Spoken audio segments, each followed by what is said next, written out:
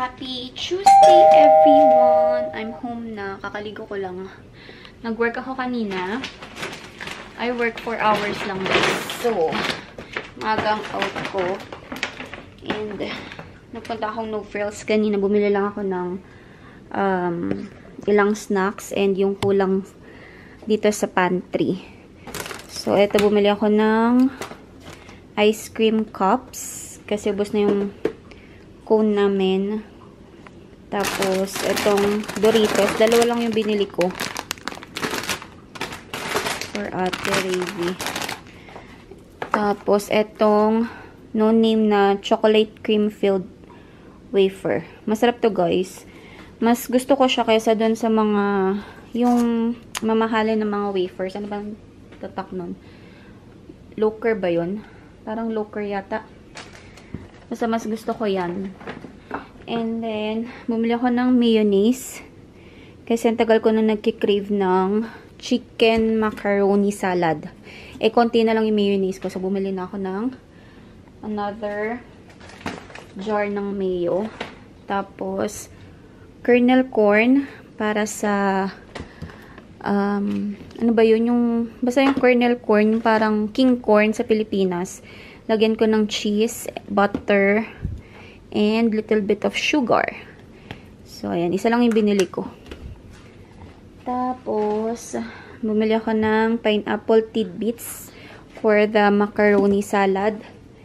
And, dalawang Oreo. Kasi minsan si Ivar sa gabi naghahanap ng Oreo shake. So, wala ng Oreo. Bumili ako ng 2 pack kasi naka-sale naman siya. So, 2 na yung kinuha ko. At, bumili ako ng toothbrush. Tapos, ito. Bumili ako ng maliit na cabbage. Maliit lang yung binili ko. Hindi ko alam kung magkano to. Ayan o. Ang liit lang niya. Hindi ko alam kung magkano yan. Tingnan natin. $1.94. Itong maliit na cabbage na to. So, ayan lang yung binili ko na snacks. Tapos, bumili lang ako ng extrang chicken strips ni ate. Tapos, ice cream. And isang pack ng French fries. Shoestring na McCain fries kasi wala na kaming fries. And, ito yung nakasil. Hindi nakasil yung yung isang McCain na French fries. So, ayan. Ipuput away ko lang to. And then, ayusin ko yung ayusin ko mamaya yung mga dadali namin for tomorrow sa exhibition. Kasi, bukas nga kami pupunta. So, para naka-ready na lahat. Hindi na ako magmamadaling mag-ayos bukas. Though wala naman akong pasok, pero gusto ko yung maayos na siya. Hindi ako mangangarap mag-ayos bukas. Meron pang Doritos na hindi pa bukas. Kaya 2 lang din yung binili ko. And then, itong ako lagay ito. Dito na lang muna. Ito mo nilalagay yung ice cream cups. Tapos, this one. Hindi pa ako masyadong bumibili ng mga snacks ngayon kasi wala pa namang pasok. Saka na pag start na ulit ng school. Kasi for sure, pag nag-start ang school, lagi na naman tayo mag-grocery weekly. Hindi na naman tayo makakapag-budget. So, ayan. Konti lang naman yun kaya mabilis ko na put away. Tsaka ito pa pala, yung Chips Ahoy and bread. Yun yung kinain ko pagdating ko. Hindi ako nag-rice. Nag-ano lang ako. Tasty. Tapos, ayusin ko din yung stroller na dadali namin bukas. Wheelchair sana dadali namin para maski si ate makaupo. Tsaka ako, kung sakaling mapagod ako doon kakaikot. Kaya lang wala kasi, patungan yung wheelchair. And ang hirap kapag kakain yung mga bata. Wala silang patungan. At least yung stroller, merong lagayan ng drinks. Tapos, merong patungan kung sakaling kakain si Raven while si ate ay nakapila sa rides. So, meron kaming paglalagyan. Bumili na rin ako ng ng itong mga Coke na to. Parang 500 ml yata yung ganitong Coke. Bumili na ako kasi tomorrow dadali namin yan dahil pwede naman magdala ng ng food dun, guys. Pero ito lang yung dadaling ko bukas, tsaka ilang snacks lang. Just in case maghanap ng snacks si Ravi at Raven, meron akong mabibigay sa kanila. Pero mas mahal kasi yung mga drinks dun. So, magdadala na ako ng soft drinks bukas. So, yun lang. And then, mamaya kayo sa inyong mga dadali naming mga extra shirts, mga wipes, mga kung anik-anik na kailangan namin. Kasi, balak namin mag-stay doon hanggang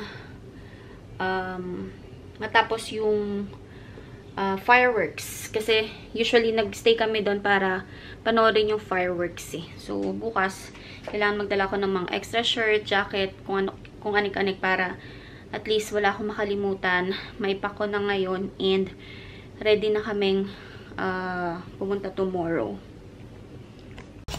Dito ako sa garahe. Kunin ko tong tong stroller. Ano ba yung bagong stroller dito? Ito. Yeah.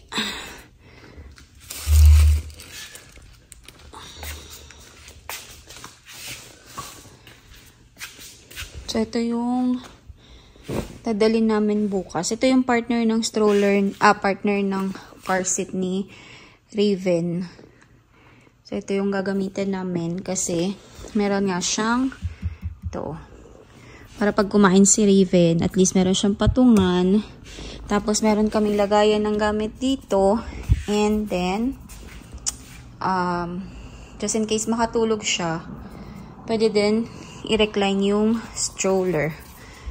So, saan yung ko to? Aray ko. Pagpagal natin kasi tagal na itong hindi nagamit. Parang baby pa si Raven nung last na gamit namin to.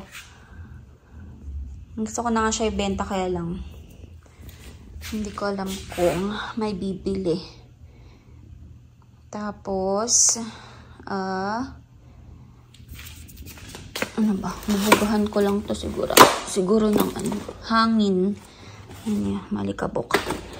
So, ayan. Punasan ko lang siya. So, ito na yung stroller na nilinisan ko. Diyan na si Raven, oh. Nakasakay si Raven doon. Hello! Hello, Raven. Wow, dami bird. Malinis na siya. Ano lang naman to, alikabok kasi. Wala naman tong wala tong mga mancha-mancha. Alikabok lang talaga. So, pinunasan ko ng Lysol wipes. Tapos, vinacuum ko lang. Ayan. Okay na okay pa siya, guys. So, madali lang din siyang ikot-ikutin at itulak.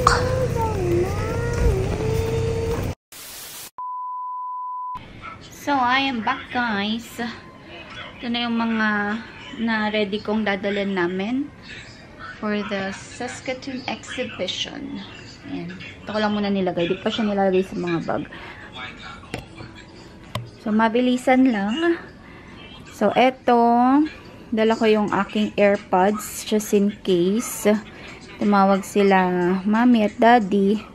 Ayan, meron tayong AirPods para marinig ko kasi malakas ang mga sounds doon.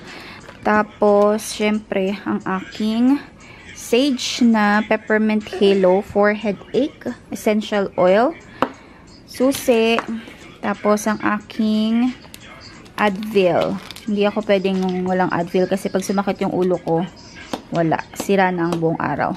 So, meron akong Advil, lipstick, syempre, and napkin dahil sumaktong meron ako.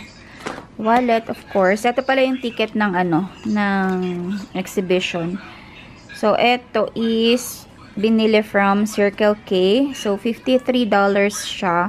Merong free roller bite sa Circle K. Hindi pa namin nare-redeem. So, siguro after na lang ng ng exhibition. And then, ano siya, 1 day, any day, all day, admission plus yung ride all you can. Pag hindi siya binili before or after August 6, magiging $75 yung price niya. So, medyo nakatipid. Ayan, save 22. Pero, syempre, mahal pa rin yan. So, ito yung ride all you can na ticket for Ate Rivi. Kasi si Ate Rivi lang naman ang magra-ride all you can. Si Raven, may may height requirement and hindi rin naman siya makapag-ride sa lahat ng ride doon. So, ticket-ticket na lang si Raven. Tsaka kailangan may kasama din siya. And then, ito, meron pa akong natirang toilet seat cover. So, pag nag-washroom kami, syempre madaming tao doon. At least meron kaming toilet seat cover para pag umupo si Ate Rivi at si Raven doon. Meron tayong pang cover, malinis siya. And syempre ang sanitizer, hindi mawawala ang sanitizer para pag before kumain, merong sanitizer. Tissue, wipes, of course, pag just in case malagkit yung mga food, tapos si Raven nagpupo, meron tayong baby wipes. And then extra shirt, extra clothes, diaper for Raven, ang aking battery ng camera, tapos towel, and magdadala rin ako ng off lotion. Kasi pag gabi, hindi naman siya ganun kalamok, pero just in case lang, at least meron tayong pang spray sa lamok. Tapos yung water bottle nila, and then few snacks lang. Ito lang yung dadaling kong snacks kasi meron namang food doon. Magdadala ako ng soft drinks, guys, yung nabili ko. Para hindi na tayo bibili ng drinks doon, just in case gusto natin mag soft drinks, meron tayong bitbit na soft drinks. Tapos ito na lang yung gagamitin kong bag siguro. And ito yung gagamitin ko for myself, yung mga paglalagyan ko ng mga personal stuff ko, like cellphone, camera, wallet. Yan, yung mga yung mga pwede kong bitbitin lang or hindi ko po pwedeng iwan sa stroller. Tapos ito yung bag na nabili ko sa live selling. Ayan, matagal na to. Ngayon ko na lang ulit siya gagamitin. Tapos syempre, jacket, hindi pwedeng mawala ang mga jacket dahil malamig tonight. At ito pala, first aid, band-aid, just in case may mga sugatan sa kanilang dalawa. Dalawa yung dala ko. Ano pa ba? Power bank, naka-charge yung power bank. Charger, magdadala din ako. And, ano pa? Yun lang naman. Yun lang naman yung hindi ko pa nailalagay dito. Dalawa yung battery ko ng, ng camera. Yung isa china-charge ko pa. Tapos yung power bank naka-charge din. So, hopefully hindi ko siya makalimutan later. And, stroller is ready. So, ayan. Yan lang naman so far ang aking dadalhin. Pag hindi nagkasya lahat ng mga to dito sa bag, papalitan ko ng mas malaking bag para isang bitbitan na lang, guys. Kasi, hirap nang merong mga extrang bag na dala. Yung mga maliliit, ganun. So, at least, nasa isang lugar na lang yung mga gamit. So, ayan. Ilalagay ko lang siya sa, sa bag para makita ko kung kakasya ba siya or not. Para makapaghanap ako ng ipapalit kong bag dito. So, change of bag, guys. Kasi, hindi kasya yung hindi kasya yung backpack na pinakita ko sa inyo. Hindi kasya lahat. And meron pa akong ilalagay na na itong bottled water. Pwede naman siya sa gilid. Kaya lang, yung mga iba pang Coke, ilalagay ko sa bag para hindi na nakakalat. So, ayan. Ito na yung bag na gagamitin ko. Yung nabili ko from Amazon. Para siyang malaking diaper bag, pero hindi siya diaper bag talaga. Tapos, pag gusto ko palakihan, tatanggalin ko yung open ko lang yung zipper dito para mas lumaki yung size niya. Maganda din siya guys kasi marami ding bulsa. Ayan, may bulsa. May bulsa dito sa loob. Meron din dito sa loob. Tapos, ayan, meron pa rin ditong maliit na pocket. Pero ito, iwanan lang naman to sa stroller kasi wala namang mawawala dito. Yung pinaka main na bag ko na paglalagay ng mga personal items is dito. Dito sa bag na to. Yung Lululemon dapat gagamitin ko kaya lang maliit kasi hindi kasya yung kasya naman yung wallet ko kaya lang medyo masikip na. Plus pag binigay ni ate yung phone niya lalong sisikip. Tapos etong camera hindi kasya na dun sa Lululemon. So ito na lang yung gagamitin kong bag. Napakita ko na to sa inyo. Sa garage sale ko lang to na bili. Ayan. Okay naman siya kasi nandito lahat ng mga gamit ko. Yan, dito yung mga not so na pwedeng mawala just in case i-open, ganon. Dito lang yung mga lipstick, yung essential oil ko, tapos yung gamot. Tapos, andito sa zipper yung aking susi, tsaka yung dito AirPods. And then pwede ko ilagay dito yung aking camera dito sa side na to or pwede sa loob. Kasya pa sa loob, tinry ko kanina eh. So syempre dito yung wallet para talagang secured kasi dito lahat mga cards ko, IDs, money, andyan lahat. Tapos ayan, para mas secure pa siya, meron pang lock. And then this is crossbody bag. So ayan, yan ang aking gagamitin. And ito, isusukbit ko lang to dito sa zipper. Tapos ito yung cable ng power bank. And then mga jacket, susuotin na nila. Tapos ayan. So ito na lang yung bag na gagamitin ko para kasya na lahat. Andito na rin yung snacks na dadalhin ko for Baby Raven and ate. So ayan, yan lang yung dadalhin natin ngayon or I mean sa exhibition.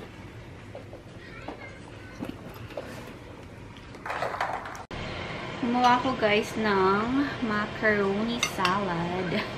Pero ano to, tipid ingredients so guys kasi walang yun, yung mga shredded na chicken kasi ayoko. Ayoko nang may mga chicken, tapos ayoko nang may raisins, ayoko nang may cheese. So ito is carrots lang talaga, tsaka pineapple tidbits, and then yung pickle relish. Yun lang yung nilagay ko. So okay naman kasi sa iba ayaw din na masyadong madaming marikado. So ito lang talaga yung nilagay ko. Second time ko nang gumawa nito. Yung unang beses is matagal na talaga. As in, doon pa sa lumang bahay ko yung last na gawa ko nito. And nag-crave nga ako. So gumawa ako. Minanood ko lang din sa YouTube guys. Tapos nagtanong ako sa ate ko kung paano. And yung mga ingredients na ilalagay. Luto lang ako ng chicken strips ni ate kasi ipapaluto siya.